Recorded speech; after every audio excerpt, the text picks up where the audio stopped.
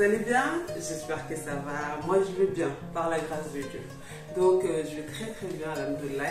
Donc, j'espère de même pour vous. Donc, les anciens abonnés, merci beaucoup pour votre fidélité. Là, nous sommes à 2000 abonnés. Donc, merci beaucoup pour votre fidélité. Et les nouveaux abonnés, bienvenue. Donc, j'espère qu'on va faire des belles choses ensemble. Donc, comme je vous ai déjà dit auparavant, avant de commencer la revue, si vous avez des séries à proposer ou autres, faites-moi des propositions parce que je ne peux pas tout voir. Comme j'ai une occupation ailleurs, donc je ne peux pas tout voir, tout ce qui se passe. Donc si vous avez des séries à me proposer, il n'y a pas de problème, moi je suis preneuse. Donc aujourd'hui, nous allons faire la revue de la série Héritage. Donc les 3 derniers épisodes, 12, 13, 14. On va essayer. Hein. Donc là, ce que je ne sais pas si vous avez vu là, Bintou et Amadou. Mais je ne comprends pas pourquoi l'histoire n'a pas été poussée plus. Ils nous font languir là, ils nous font languir, Yeta là. Comment? Parce que là, ils se sont vus, ok, ils ont vu qu'ils se connaissaient. Parce que moi, je pensais que Bintou avait reconnu Amadou lors du mariage de Aïda et Cheikh. Mais a priori, non, elle n'avait pas reconnu. Parce que là, quand elle est venue chez Aïda, c'est là où elle a reconnu Amadou et puis les souvenirs ont jailli et tout. Mais là, franchement, il y a beaucoup de choses qui sont passées dans les 3 épisodes. On a appris beaucoup de choses. Mais moi, les deux là, les deux dangereux là, moi j'appelle ça les deux dangereux. Lamine et Batoma, parce que maintenant on connaît le nom de la femme mariée. Donc elle s'appelle Batoma. Les deux là, ils sont dangereux. Hein. Mais Lamine, il est plus dangereux. Il est plus malin que Batoma et plus dangereux. Hein. Parce que là, ce qu'il a fait là, oulala. Allez, on commence. C'est parti. Allez. Oh, malheureusement, Aïda n'est pas enceinte. Ses malaises et son mal de pied, c'est dû au fait que elle est le sort qui a été jeté. Et dans l'épisode 12, je comprends qu'Aïda a avorté d'un enfant de Cheikh. Hein.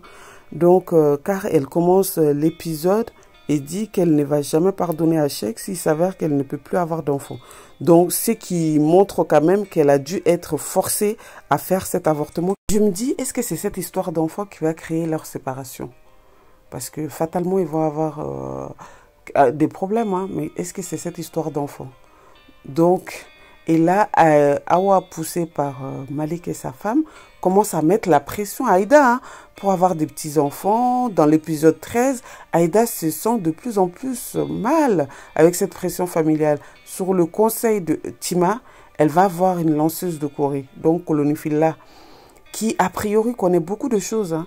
Elle a montré son pouvoir en donnant plusieurs explications sans qu'Aïda lui en parle. Hein.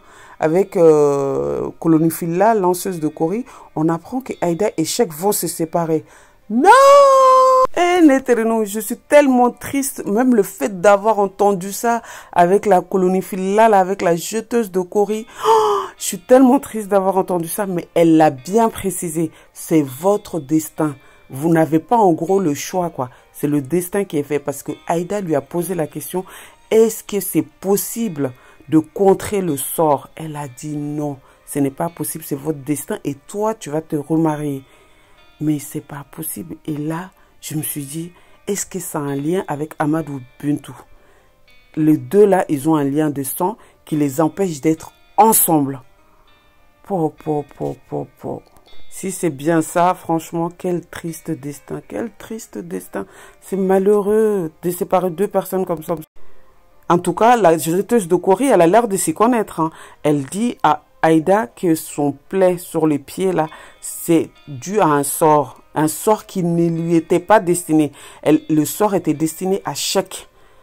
Donc là, comment un sort destiné à Cheikh ait pu atteindre Aïda? Parlons de cette histoire de Bintou Amadoula. Il a continué à nous faire miroiter, hein. Il ne veut pas nous dire grand-chose, hein, parce que là, ils ne se sont pas dit grand-chose. Il y a encore les flashbacks qui sont revenus.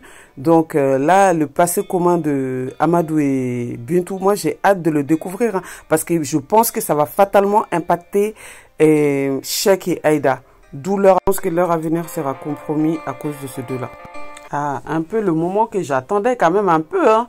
Enfin, Amadou demande des nouvelles de l'entreprise à son fils et lui renouvelle sa confiance. Ah, j'ai bien aimé ces petits moments à deux quand même. Hein. Parce que là, depuis le début, on n'avait pas vu ça. Depuis la passation de pouvoir là. Ah, enfin. Chacha ni Lamine Nao. Non mais c'est chaud leur relation là. C'est quoi ce genre de relation là qu'ils ont? Tchaï! Donc Chacha elle est amoureuse de Lamine comme ça.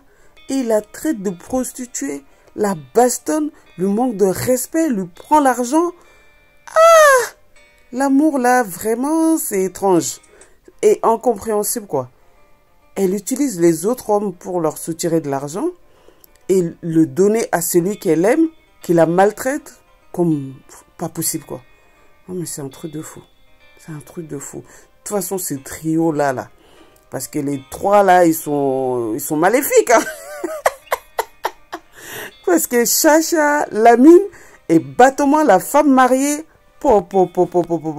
Ils sont maléfiques. Hein. Donc moi j'appelle Batoma et Lamine pour l'instant les deux dangereux quoi. Les deux dangereux ensemble. Non, malgré les conseils de son frère Bouba, Lamine n'a pas l'intention de changer. Hein. Il n'a vraiment pas l'intention de changer. Dans l'épisode 14, entre pousser son cousin Cheikh à commettre l'adultère et son comportement qu'il a eu avec Batoma, quand ils ont eu les relations, non mais c'est quoi ça? Je suis dépassée. Mais il est hyper dangereux. Et je pense qu'il est très arriviste aussi. Hein, parce que j'imagine qu'il a filmé pour pouvoir faire chanter Batoma afin de lui soutirer un maximum d'argent. Hein. Mais c'est pas possible celui-là. En même temps, elle a cherché. Hein. Elle a cherché Batoma. Elle l'a accosté et tu as une vie de famille et tu es parti accoster un jeune comme ça jusqu'à qu'il tombe dans tes filets et c'est lui au final qui te piège. Ah là là là là, je ne sais pas comment ça va finir ce trio-là, entre la relation toxique qu'entretient Chacha avec Lamine et celui de Lamine avec Batoma. Je ne sais pas comment ça va finir tout ça. Oh là là. D'ailleurs, en parlant de Chacha là, dans l'épisode 13, elle laisse l'homme marié chez elle et part en rendez-vous avec Malik. Mais là où j'étais mort de rire, c'est qu'ils ont failli se faire griller avec Malik par Lamine là. Ah non, là je me suis dit c'est dommage. Et puis elle revient à la maison et l'homme marié lui dit qu'il va rester pendant une semaine avec elle et tout. Et là j'ai rigolé. Mais le truc on peut pas le traduire en français. Ça fait pas la même puissance quoi. Elle dit ini nyeda tole. Mais préféré katanga et kurkomina. Une semaine. A tourné une semaine. Elle a tué l'homme. En gros, en français, pour traduire rapidement, en fait, avec ton visage pourri là, je préfère rester dans ma cour commune que de rester avec toi pendant une semaine quoi. Non mais j'ai dit, c'est pas possible, c'est une tueuse. Oh là là, dans cet épisode 12, on a rencontré les parents de Tima. Oh là là, ils sont super proches. Et surtout avec sa mère, j'aime trop leur complicité. Oh, j'aime beaucoup. On voit qu'ils ont donné vraiment l'amour du travail et lui donnent beaucoup de conseils à Tima en lui précisant qu'au final, la décision lui appartient pour retourner dans son foyer, à même son papa. Quand le Djeleba il est venu, donc son papa lui a dit c'est toi qui prends la décision. Non mais avec des parents comme ça, hein, aussi compréhensifs, la pauvre Tima, elle se retrouve avec une belle-mère qui gâche tout. Elle et Tidjo, ils s'aiment tellement beaucoup. Ils sont tellement mignons ensemble. Ils vont tellement bien ensemble. Mais la belle-mère gâche tout. Elle et Adala, ils ne veulent même pas manger le plat de Tima. Et je ne sais pas c'est qui cette personne qui les a ramenés à manger. J'espère en tout cas que c'est pas une qui a Tidjo dans son objectif. Hein. Ah, j'espère. Hein. Ah là là là là. Ah, Bouba et Adala. Ah, ils persistent. Hein. Tout le monde vous a dit non, vous ne pouvez pas vous marier. Mais ils insistent. Hein. Ah, je ne sais pas, vous qui m'écoutez là. Est-ce que vous avez déjà eu, vous connaissez des personnes, Peul et forgerons qui sont mariés, que le mariage a réussi? Si vous connaissez, dites-le moi en commentaire. Merci. Ah, Netreno. Vous pensez que je me suis fait une mauvaise idée de Madame Malik? Parce que là, dans les épisodes, là, elle se plaint beaucoup de sa vie avec Malik. Donc, bon, déjà, on le sait tous que Malik la trompe avec Chacha. Et en même temps, a priori, à la maison, bah, il s'occupe de rien. Donc, ni de l'éducation des enfants, ni de quoi que ce soit. Donc, ils n'arrêtent pas de se disputer. Moi qui pensais qu'ils étaient hyper complices jusqu'à préparer des mauvais coups pour la famille des Amadou. Mais a priori, de ce que je vois là, dans ces épisodes-là, j'ai l'impression que non. Si Amadou il fait ses coups, et si Malik il fait ses coups, c'est tout seul, quoi. Parce que sa femme, je crois qu'elle est occupée sur autre chose. Hein. Et moi qui croyais qu'ils étaient complices. Donc là, j'ai rien vu venir. Hein. Bourama est de retour.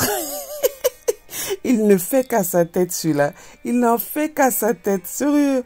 Il veut envoyer Safia en France et il lui dit ça à table et Halima n'était pas au courant. Donc elle apprend en même temps que sa fille que son mari veut envoyer sa fille en France. Non mais Bourama, il n'a vraiment aucune considération pour Halima. C'est abusé. Mais bon. Là, dans l'épisode 13, on voit que Safia fuit chez Moussa. Donc, avec l'autorisation d'Halima. Est-ce que c'est par ce comportement-là, comme Halima, elle a trop une souplesse envers Safia d'une certaine manière, que Bourama ne veut pas lui confier l'éducation de sa fille, ou c'est parce qu'il est comme ça et puis c'est tout, quoi. Il n'en fait qu'à sa tête, il fait ce qu'il veut, c'est tout. Mais je trouve que franchement, Halima, elle aurait pas dû autoriser Safia à aller chez Moussa. Parce que malgré le problème, la dernière fois, elle a laissé chez Bintou, elle aurait dû faire pareil. Mais l'autoriser à aller chez Moussa, j'espère qu'elle va pas tomber enceinte, hein, franchement. Et en parlant de Moussa, là, mais qu'est-ce que je suis dessus? Mais qu'est-ce que je suis dessus? Mais comment il en est arrivé là à faire de drogue? Non, mais je suis choquée. Je suis choquée. J'avais tellement d'espoir pour lui. Avec le peu qu'il avait gagné là, il aurait pu faire un petit commerce. J'avais tellement... J'ai donné la solution. Mais pourquoi? Mais pourquoi? Mais pourquoi? Non, je suis... Oh, c'est pas possible. Mais franchement... Avec ce comportement-là, il risque de donner raison à Bourama, quoi, qui dit qu'il ne mérite pas sa fille. Je suis désolée. Et puis là, l'issue de cette affaire-là, c'est quoi? Soit la mort, soit la prison. Mais comment tu vas t'en sortir de ça, Moussa? Mais quel gâchis! Je suis déçue. On apprend une nouvelle facette de Orokia. Kabako! Orokia! Mais il est grave! Son affaire de marabout là, non, c'est trop, c'est vraiment trop quoi. Elle veut associer Bintou et Aïda à ça.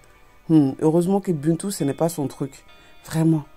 Mais Rokia, même si tu t'entends bien avec l'ex de ton mari, il faut pas lui parler de ton problème de couple quand même. Quand même. Un peu de quand même quoi. Ah là là. Mais cette Rokia là, elle a des soucis hein. Elle a des soucis tellement indépendante des marabouts qu'elle prend des crédits partout. Mais elle est sérieuse. Non, mais quand elle a vu Halima débarquer chez Bintou, elle a fui. Elle a fui. Oh, non, mais c'est pas possible. Tu prends les crédits des gens pour aller voir un marabout et tu n'es pas capable de rembourser parce que tu prends des crédits de gauche à droite. Non, mais c'est pas possible. Mais Rokia, t'as trop de vices là. C'est pas possible. Entre le fait que tu ranges pas, désordonné comme pas deux, et puis tu t'occupes pas de ton mari. Donc, par le fait que tu es tellement dans le maraboutage, au lieu de t'asseoir et puis de bien t'occuper de ton mari pour qu'il puisse rester tranquille, non. Toi, tu te balades chez les marabouts, chez les différents marabouts et chez les gens pour aller prendre des crédits. Ah! Non, mais là, c'est bon, c'est une addiction, c'est chaud. Mais c'est vrai que c'est dramatique. Hein. Parce que ça, ce genre de problème-là, non, mais c'est dramatique chez certaines personnes. Hein, car en plus de se mettre dans les problèmes d'argent, souvent, ces personnes-là, ils ne s'entendent avec personne. Ils ne s'entendent avec personne parce qu'ils pensent que Béou jouer, quoi. Ils pensent que tout le monde est leur ennemi parce que par rapport à ce qu'ils entendent de différents marabouts et charlatans, là. Donc, ils pensent que tout le monde est leur ennemi par rapport à ce qu'on leur dit là-bas. Non, mais c'est chaud, Rokia. C'est vraiment chaud. Je ne sais pas comment elle va terminer. Rokia et Malik, là, est-ce qu'ils n'ont pas les mêmes addictions pour le marabout? Déterre-nous, voilà ce que j'avais pour vous aujourd'hui concernant la série Héritage, l'épisode 12 à 14. Qu'est-ce que vous en avez pensé? Dites-moi votre avis en commentaire, donc pour qu'on en discute des épisodes qui sont passés là. Et puis on va continuer de discuter des épisodes qui arrivent. Qu'est-ce que vous en pensez? Qu'est-ce que vous en avez pensé de tout ça là? Parce que là, il y a eu beaucoup de choses. Il y a eu beaucoup de choses. Donc là, la lanceuse de Kori a dit à Aïda qu'elle va se séparer avec Cheick et qu'elle va se remarier ensemble. Est-ce que la lanceuse de Kori aura raison? Est-ce qu'elle a raison? On va continuer à regarder.